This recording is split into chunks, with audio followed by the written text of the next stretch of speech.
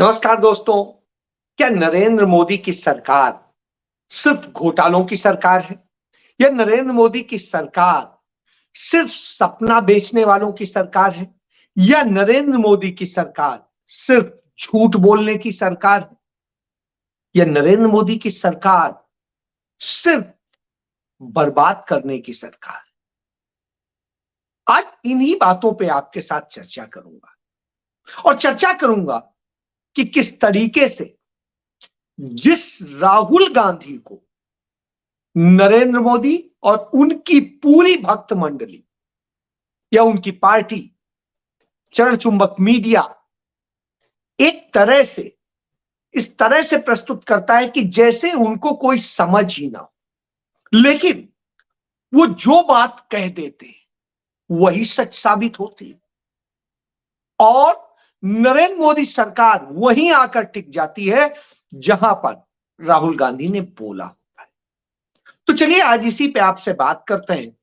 शुरुआत करता हूं एक बड़ी अच्छी बात कि मेरे एक मित्र हैं, एम्स में एचओडी हैं एक डिपार्टमेंट के, और उन्होंने एक बड़ी अच्छी चीज मुझे जो है भेजी कि उन्हें एक कोई व्यक्ति मिले कहीं पर और उनसे वो बात कर रहे थे तो उन्होंने पूछा तो उन्होंने कि क्या कर रहे हैं, कैसे हैं। तो उन्होंने बताया कि मेरी छोटी बेटी न्यूयॉर्क में है, मेरा छोटा बेटा शिकागो में है, मेरा बड़ा बेटा और बहू टोरंटो में है और मेरा बेटी और दामाद सेंट लूट्स में है और न जाने क्या क्या उन्होंने बताया कि कैसे कैसे बड़े बेहतरीन।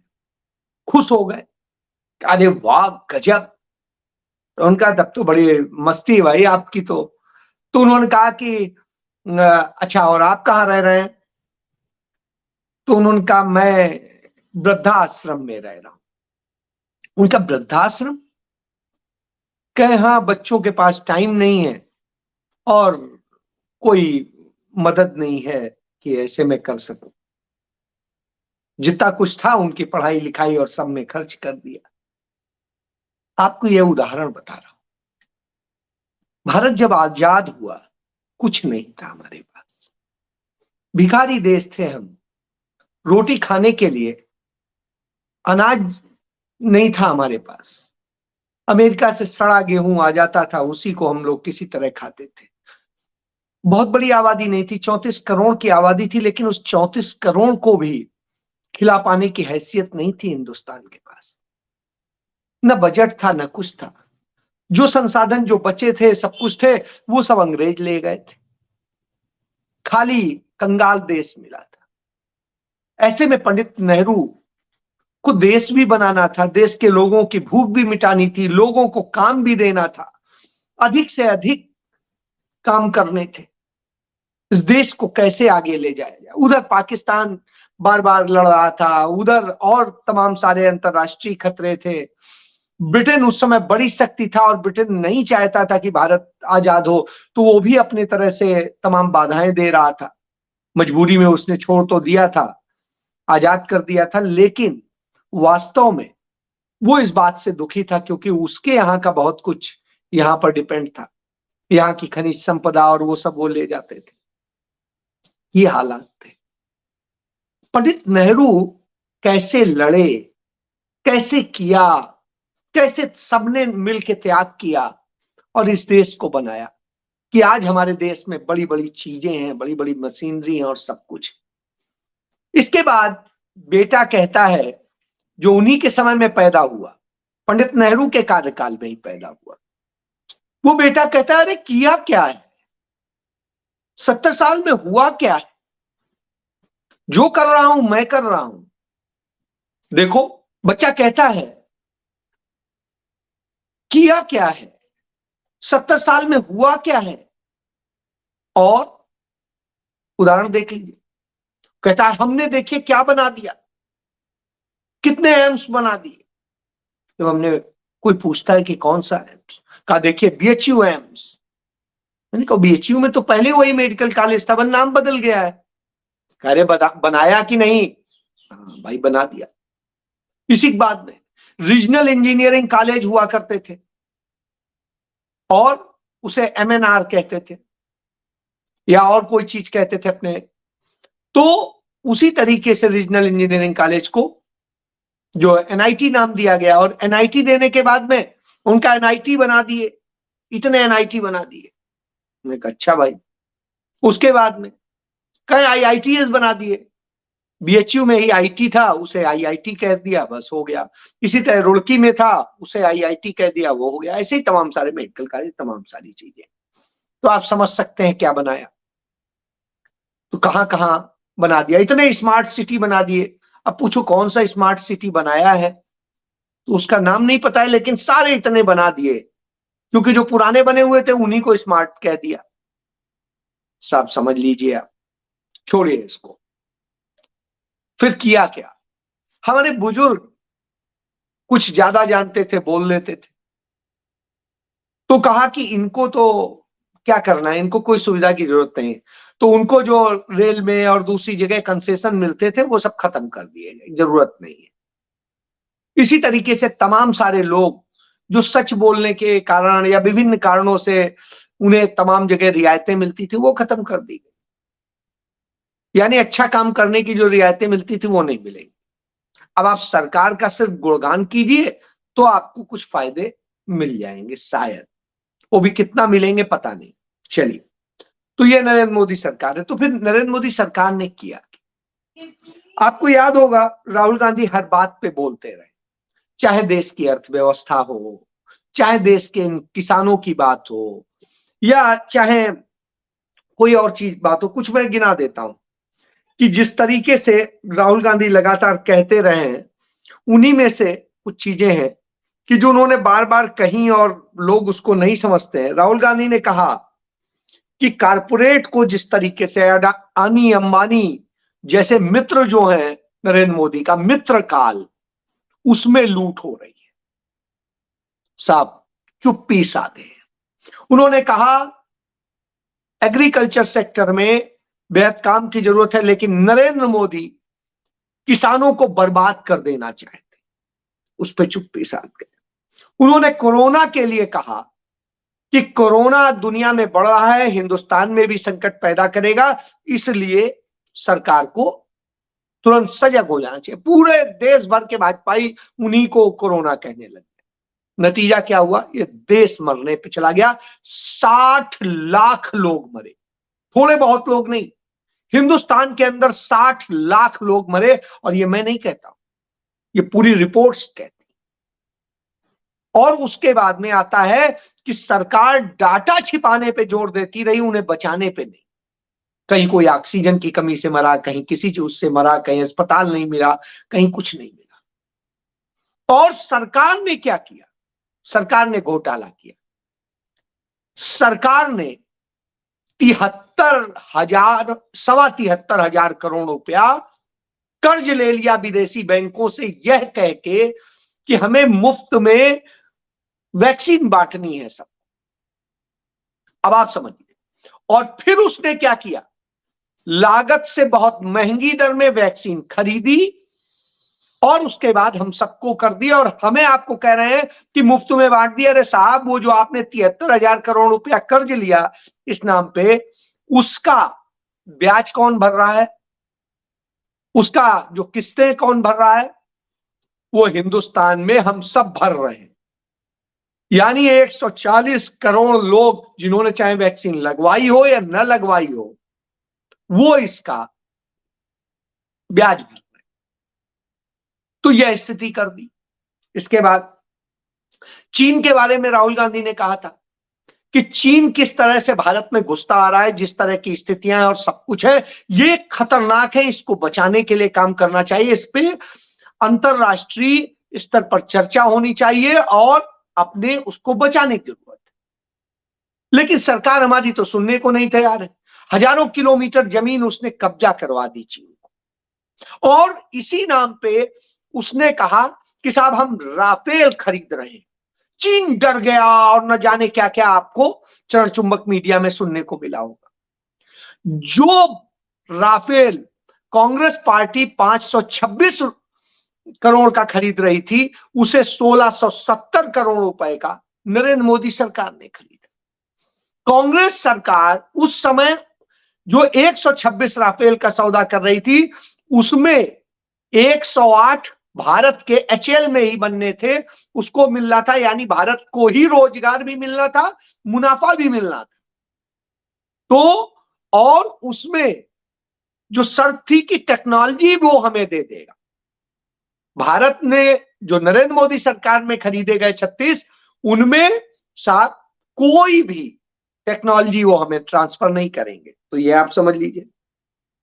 इसके बाद में राहुल गांधी ने कहा था कि इस देश में नोटबंदी सबसे बड़ा करप्शन है।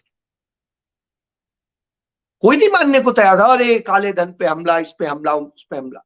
और साहब बताता है, सरकार बताती है, नरेंद्र मोदी सरकार, कि 2014 में जो ब्लैक मनी की बात कही जाती थी कि विदेशी बैंकों में जमा है, ब्लैक मनी सब नहीं होती है, तो उसके मुकाबले इस समय 4 गुना अधिक जो है वो पैसा स्विस बैंक में जमा है, 4 गुना अधिक। आप इससे समझ सकते हैं।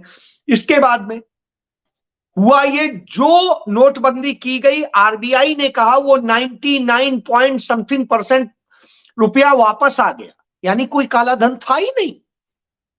तो इतने लोग जो लाइन में खड़े, 125 से अधिक लोग मर गए, तमाम सारे लोग वैसे मर गए, कोई इलाज के अभाव में, कोई और अभाव में मर गया। और जो स्थिति हुई देश में, दोबारा नोट छापने और सब व्यवस्थाएं करने का जो खर्चा हुआ, सब बर्बादी हुई, किसके जाएगा? और ये पैसा किसका ब्लैक से व्हाइट हो गया? इसका मतलब है देश के अंदर कोई ब्लैक मनी थी ही नहीं। तो बड़ा गजब हो गया। तो यह स्थिति है। तो इससे बड़ा कोई घोटाला नहीं है, क्योंकि 15.5 लाख करोड़ रुपए का चेंज हुआ था उस समय। आप समझिए। इसके बाद में गलत जीएसटी के मामले में राहुल गांधी ने कहा था कि ये जीएसटी जो लाया जा रहा है वो देश के लिए बहुत खतरनाक होगा और किस तरीके से इस देश के तमाम उद्योग धंधों को प्रभावित कर देगा। आज किसी भी धंधे वाले से पूछ लीजिए, उसका कारोबार वो बताएगा, रोना रोएगा, भले ही वो भाजपा को वोट देता हो, इस चीज को लेकर के वो रोना रोएगा। तो आप ये समझिए। और हालत ये हो गई, सरकार अपना बैलेंस बनाने के लिए जिन चीजों पे कभी भी, अनाज पे, किसान पे कभी भी जीएसटी नहीं लगता था, उन पर जीएसटी लगाया जाने लगा। कहीं 12%, कहीं 18%, कहीं कितना %। तो ये स्थिति है। किसानों के तमाम प्रोडक्ट पे और किसानी के लिए यूज होने वाले प्रोडक्ट्स पे हिंदुस्तान के इतिहास में पहली बार टैक्स लगा दिया गया। तो किसानों के साथ ये किया गया। क्यों किसानों के साथ किया गया? क्योंकि अडानी अंबानी को लाभ देना था। इस देश में एग्रीकल्चर सेक्टर का जो निर्यात है वो करीब 4 लाख करोड़ रुपए का है, और 4 लाख करोड़ रुपए पे निगाह है सीधे सीधे कि उनके गोदामों में अनाज जाएगा और वो ये पैसा कमाएंगे। आप याद करिए, हिंदुस्तान के इतिहास में जब भारत की जीडीपी -24 पे पहुंच गई थी, तब भी किसानों के कारण हम सिर्फ एक सेक्टर में 3.5% प्लस में थे, वो था एग्रीकल्चर सेक्टर। तो समझ में आ गया। उस समय जब कोविड में सरकार तक की जीडीपी निगेटिव चली गई, तब सिर्फ इस देश के चंद पूंजीपतियों जो मोदी के मित्र हैं, उनकी संपत्ति डबल से 4 गुना हो गई। अब आप समझिए, जब आप बर्बाद हो रहे थे, वो 10-10, 15-15 हजार करोड़ रुपए कमा रहे थे। तो यह स्थिति, 1,000 करोड़ रुपए से अधिक अंबानी कमा रहे थे और 1,500 करोड़ रुपए पर डे से अधिक अदानी कमा रहे थे। चलिए छोड़िए। इसके बाद आइए कि नमामि गंगे एक प्रोजेक्ट लेके आए थे और उसमें भी कहा गया था कि गंगा की सफाई के नाम पे किस तरह से घोटाला। टोटल उसमें 50,000 करोड़ रुपए का पूरा हेरफेर हो गया। गंगा में कहां बह गया, गंगा कहां साफ हो गई। आज जिस ऋषिकेश में गंगा साफ भी होती थी, आज उस ऋषिकेश में भी गंगा गंदी हो गई। छोड़िए आप बनारस की बात, छोड़िए और जगह की बात। बनारस का सच जानना है तो वहीं घाट पे रहते हैं, संकट मोचन के महंत जी, उनसे जाके पूछ लीजिए, आईआईटी के प्रोफेसर हैं, साइंस के व्यक्ति हैं, सब कुछ दिखा देंगे, बता देंगे। तो यह स्थिति जाके देख लीजिए। तो इस तरह की स्थिति है। 50,000 करोड़ रुपया किस गंगा में चला गया आपको पता नहीं चलेगा, और उसका भी ठेका अपने चहेते पूंजीपति मित्रों को दे दिया कि उसके ट्रीटमेंट प्लांट के नाम पे। यह स्थिति है। और साहब, इसके बाद में राहुल गांधी ने कहा था जो इलेक्शन बॉन्ड है ये असलियत में कानूनी तरीके का भ्रष्टाचार है, कमीशन खोरी है, रिश्वत खोरी। और यह बात उन्होंने तब कही थी, तब लोगों ने उन्हें घेरा।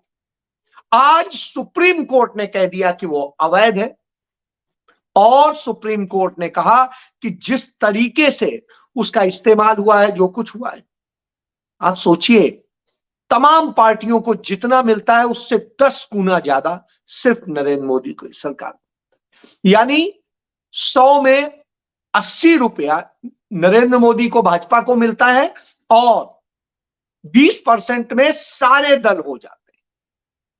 आप समझ लीजिए। तो यह स्थिति है इलेक्शन बॉन्ड की, जिसे पूरी तरह अवैध घोषित किया। कहा इसकी सूचना आपको देनी पड़ेगी, इसको यह बताना पड़ेगा कि पारदर्शिता। तो आज सुप्रीम कोर्ट का यह जजमेंट कांग्रेस की लाई गई उसी आरटीआई एक्ट की धारा के कारण सही हो सका, सामने आ सका, नहीं तो शायद वो भी नहीं आता। चलिए, इसके अलावा आप देखते हैं पीएमओ की तमाम कार्रवाइयां आपको छिपाई जाती हैं, आरटीआई एक्ट से बाहर कर दिया गया है। इसी तरीके से जो पीएम केयर फंड बनाया गया, नरेंद्र मोदी ने बनाया कोविड के दौरान, उसको भी आरटीआई के दायरे से बाहर, क्योंकि कह दिया वो तो प्राइवेट है, जबकि वो सरकारी दफ्तर में, सरकारी बिल्डिंग में सरकारी लोग चला रहे हैं, और सरकारी कह के लिया गया, उसका डोमेन भी सरकारी है, गवर्नमेंट इन वाला है। और उसके बाद ये स्थिति कैसे मिल सकता है गवर्नमेंट का? देखिए साहब, अंधेरगर्दी, चौपट राजा, तो ये हो रहा है। इसके बाद आप देखिए आयुष्मान घोटाला, एक एक फोन नंबर पे 9-9, 10-10 हजार लोगों के वो रजिस्टर हैं, उनपे उनको पेमेंट हो रहे हैं और सब कुछ हो रहा है। समझ सकते हैं क्या खेल है। इसके बाद में जो भारतमाला प्रोजेक्ट, उसके तहत जो बन रही सड़कें हैं, एनएचआई का घोटाला, उसको आप देखिए किस तरह से, जैसे सोने की सड़क बना रहे हो ऐसे उसमें घोटाला हुआ, द्वारका एक्सप्रेस वे का। और सब ये कैग नहीं खोला, मैं नहीं बता रहा हूं, ये सब सरकारी जहां पे आया। इसके बाद आप देखिए जिस तरीके से, मतलब एक नहीं है, इतने घोटाले हैं कि मैं कितने घोटाले गिनाऊं। नरेंद्र मोदी की सरकार पूरी तरह घोटालों में रही, और आज सुप्रीम कोर्ट के इस जजमेंट के बाद में और ये चीज साफ हो, क्योंकि राहुल गांधी जो कहते थे, उन्होंने कहा था बेरोजगारी को लेके, और बेरोजगारी को लेके उन्होंने जब कहा तो उनको घेरा जाता था। और स्थिति यह है कि उसको लेकर के, मुझे आज भी याद है, मैं आपको दिखाता हूं, मैंने राहुल गांधी का एक इंटरव्यू किया था 23 सितंबर 2008 को, 23 सितंबर 2008 को। वो अमृतसर आए थे, और ये आप देखेंगे, ये राहुल गांधी, और उस समय मैंने उनका इंटरव्यू किया था, ये अमर उजाला अखबार में मैं था। और उस दौरान जब इंटरव्यू किया था, उन्होंने तब भी किसानों की बात उठाई थी। उन्होंने लिखा था, कहा था, शादी नहीं, देश की प्राथमिकताओं पर खरा उतरना, और किसानों को लेकर और सारी बातों को लेकर के उन्होंने साफ साफ कहा था। खेती किसानी के लिए उन्होंने पूरी बात की थी। आज भी वो चीज कायम है, और आज हमारे देश का किसान लड़ रहा है। किसान लड़ रहा है क्यों? क्योंकि किसान की उपज से तमाम लोग कमा रहे हैं। मैंने एक आर्टिकल 2018 में लिखा था, राहुल गांधी ने तमाम सारे तथ्य बताए थे मिलने के बाद में, उससे पता चला था, और आज वो चीज देख रहा हूं। उन्होंने कहा था किसानों के आधार को मजबूत करे सरकार, यही मैंने लिखा था। एक और चीज लिखी थी कि शेयर बाजार की समृद्ध अर्थव्यवस्था का संकेत नहीं, यह आर्टिकल भी मैंने 2018 जुलाई में लिखा था। इसके बाद में कहीं राष्ट्रीय शर्म ना बन जाए बेरोजगारी, ये बात भी राहुल गांधी ने कही थी, और मैंने इस पर आर्टिकल लिखा था। और ये आप देखिए आज ये चीज साबित हो रही है। इसके बाद में घने अंधेरे में जाता जो देश के बच्चों का भविष्य है, और ये इसको लेके मैंने लिखा था। आप ये देखिए, इसके बाद में जिस तरीके से है, मैंने संवैधानिक संस्थाओं के जो वो हो रहा था उसको लेकर के लिखा था। इसके बाद में आपको दिखाएं कि भ्रष्ट आचरण को न्यायोचित मत ठहराइए, इसको लेकर के मैंने लिखा था। और इसके बाद में आदिवासियों की जमीन हड़पी जा रही थी, तो मैंने सुप्रीम कोर्ट पर कमेंट किया था, और तब मैंने लिखा था कि भगवान मत बनिए मिस्टर सुप्रीम कोर्ट, न्याय कीजिए। आप सोचिए। और इन सब में मैं बहुत ईमानदारी से कहता हूं, ये सारे मुद्दे मुझे राहुल गांधी से मिले, वो तब भी इस चीज पे, इसलिए मैं राहुल गांधी की बात करता हूं कि उस आदमी की सोच, अप्रोच और जो समझ है वो इस लेवल की है कि हमारे देश के अंदर मैंने किसी आज तक लीडर को नहीं देखा। मैंने बहुत तो नहीं, अटल बिहारी वाजपेयी के समय से मैं पत्रकारिता कर रहा हूं, और अटल जी से भी मैं सोचता था, प्रभावित था, लेकिन आज कह सकता हूं नरेंद्र मोदी मेरे मित्र रहे हैं। और जब वो चंडीगढ़ में संगठन मंत्री होते थे, उन दिनों से कोई नहीं पूछता था उन्हें, तब मेरे पास बैठते थे। और इसी तरीके से तमाम सारे लोगों से मैं मिला। एक मनमोहन सिंह को मैंने देखा और एक राहुल गांधी को देखा। दूसरा मुझे उतना काबिल कोई व्यक्ति मिला नहीं आज तक। तो यह स्थिति, इसीलिए जो राहुल गांधी कहते हैं वो सही साबित होता है, और आज फिर साबित हुआ है। और अब वो बार बार कह रहे हैं कि किसानों को बचा लो, यदि किसान बचेगा तब देश बचेगा। वो देश की लड़ाई लड़ रहा है असल में किसान। किसान और जवान बचना बेहद जरूरी है, इसीलिए शायद जय जवान जय किसान का नारा दिया गया, क्योंकि देश तभी है और शांति तभी आएगी, व्यवस्थाएं तभी बनेगी। इसलिए सोचिए आप भी, एक स्वच्छ राजनीति के लिए एक अच्छा, मजबूत और ऐसा लीडर होना चाहिए जो निरंकुश ना हो, लोकतंत्र पे यकीन रखता हो और जनता के दर्द को, समस्याओं को समझता हो। तो यह बात हमें आपको समझनी होगी। जय।